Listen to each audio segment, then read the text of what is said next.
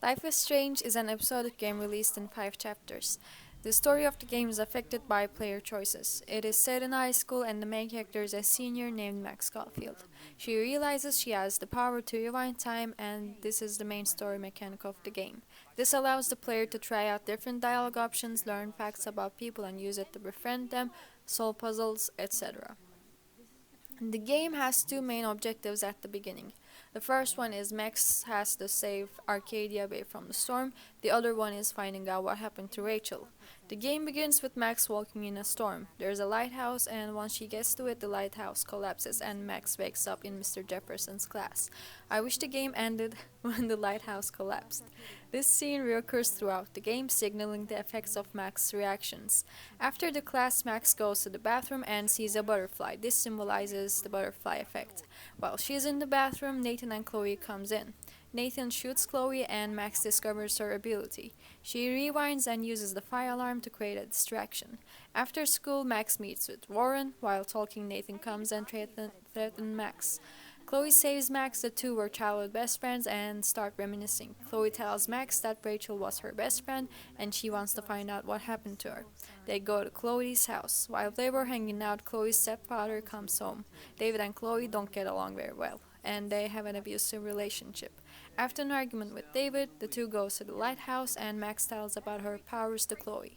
The first episode is an introduction to most of the characters and sets the tone for the second and third chapters. The second chapter starts with Kate getting bullied. She is feeling really down. There is a video of her going around the internet kissing other people at a Vortex Club party. She is very conservative and religious. Her actions are against her morals. This leads her to get more and more depressed each day. Kate and Max think Kate must have been drugged by Nathan. They will investigate this before reporting it to the police. Later, Chloe and Max go to the junkyard. It's a place where Rachel and Chloe used to hang out really often. There they meet Frank. Chloe thinks he has something to do with Rachel's disappearance, so she's very aggressive towards him. At the end of the chapter, Kate tries to commit suicide and Max tries to talk her out of it. After getting Kate to safety, Max tells the principal that Nathan drugged Kate. Thus, Nathan gets suspended and Max and Nathan become enemies. I think chapter 2 was really boring and finishing it was challenging, especially the junkyard part. Bottle shooting was totally meaningless. Surprisingly, chapter 3 was worse than the first two chapters. There's not much to talk about. The best part was meeting with Frank's cute dog. Other than that, the player finds out Frank and Rachel had a relationship and most likely he wouldn't do anything to hurt her. Max also realizes she can go back in time by looking at a picture. She goes to the moment of the photo was taken. Using this, she goes back to the day Chloe's dad died and she saves him. It's then revealed that in a future where Chloe's dad is alive, Chloe gets into a car accident and she is paralyzed. I absolutely hated this part for reasons I will tell later on. Chapter 4 was the best chapter in the game. I really enjoyed it. After chapter 3, I was going to quit playing, but I'm glad I kept going because chapter 4 and 5 are significantly more enjoyable. Chloe and Max start talking. We see a totally different Chloe this time. She is way more likable. We learn that Chloe is in a lot of pain. Her situation is deteriorating and she feels like she's being a burden. She asks Max to kill her and Max does it. After this, she decides it's best not to intervene with the past and goes back to the future. They search for clues about what Nathan did. They go to Frank's place. After getting the drug logbook from Frank, Max tries to match clues and finds the location.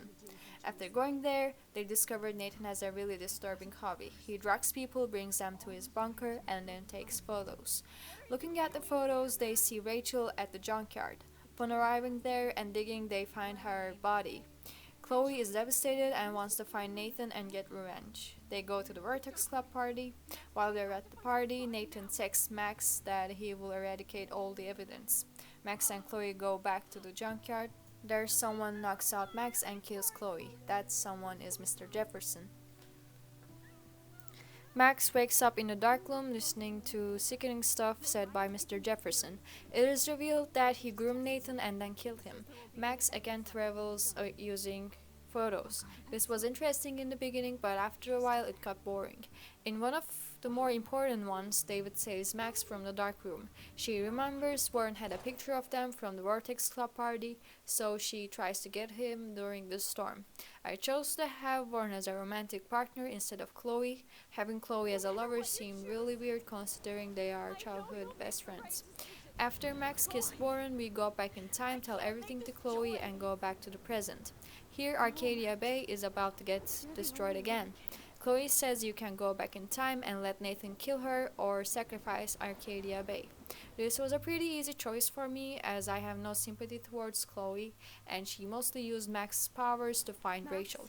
She is not worth the lives of people in Arcadia Bay. After this, a long funeral scene for Chloe plays out and the game ends. For storytelling, the game uses the fallback method. The game says the story is based around player choice, but this felt like a lie. The only decision that mattered was at the end.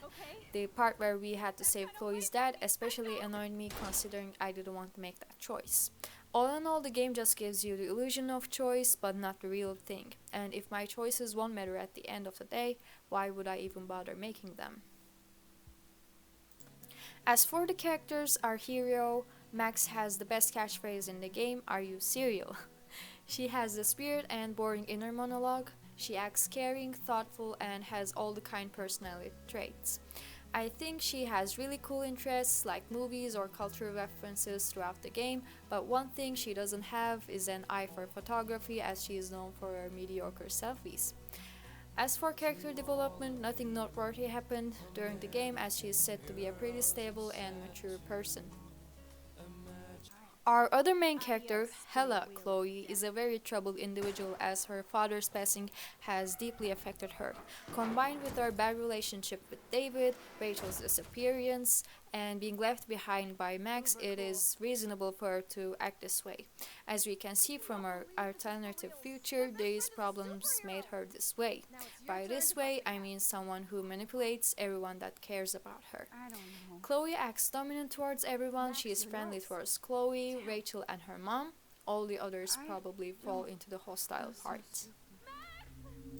I usually like the two main characters are best friends type of stories, but in this case it was horrible. The friendship seemed very one-sided. Chloe even gets angry with Max for answering a call from someone who really needs her help. Chloe constantly guilt trips Max and forces her to do stuff. Max gets nosebleeds from using her powers too much, but Chloe doesn't even care about this and still makes her rewind for mundane things. Chloe doesn't change throughout the game. In Velveteen stories, characters change. This could be for the better or for the worse, but change is needed. For example, Sokka from Avatar, he starts off as sexist and self-absorbed, but after seeing the world, his perspective changes and he instantly becomes likable. Chloe doesn't have this. There is no difference between Chapter 1 Chloe and Chapter 5 Chloe. One of my favorites, Warren, is a cute guy and the love interest of Max. Like everyone else, he has some weird lines, but overall he is likable. All the best wishes to him. He is mostly friendly to people, except the ones that try to hurt Max. He is submissive and friendly towards Max. Just in case we don't get out of it. I also like Victoria. Yes, she's a bully and really mean, but I like her. Her dialogues don't seem as fake as the other ones. She portrays herself as dominant and hostile towards everybody, but I don't think that's the case once you get close to her. This was also stated by her friends and during the alternate future where Victoria and Max were friends.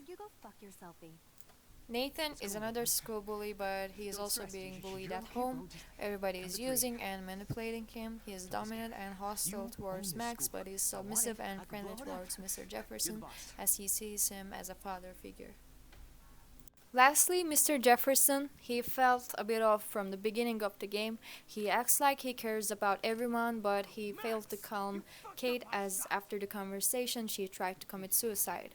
There were also many instances where he seemed really off and downright creepy. And at the end, it all made sense. I don't think he fits into the circumflex as he's a psychopath. As honorable mentions, I loved Alyssa and her ability to not question anything and do everything Max says. This requires a different level of submissiveness. The other honorable mention is Pompidou, Frank's dog, who is the best boy and would protect his owner at all costs. He is submissive and friendly towards Frank.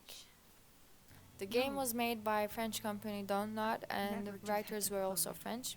Even though the lead writer has an English major, the dialogues seem a bit off. They feel really weird and don't seem very natural, but given the facts, this can be overlooked. Other than that, the characters are the most self absorbed and entitled people. I can imagine this could fit in the art school student stereotype, but using stereotypes are not ideal. They could have made the characters way more likable. This could have made a huge difference as the game has an interesting story but really bad characters. Who's a good boy?